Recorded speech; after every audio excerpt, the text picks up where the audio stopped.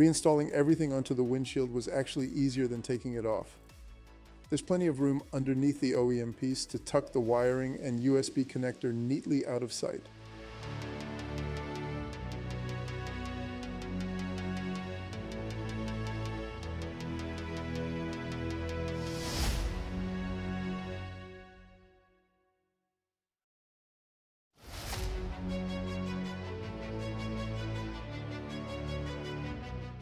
With the camera in place, here's some sample footage it took when driving.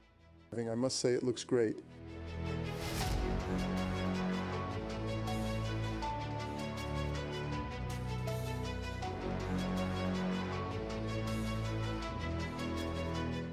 The angle is perfect now. It captures everything in front of the truck.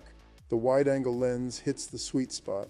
I'm also glad it doesn't show the dashboard at all, so maybe I actually won't need the polarizer.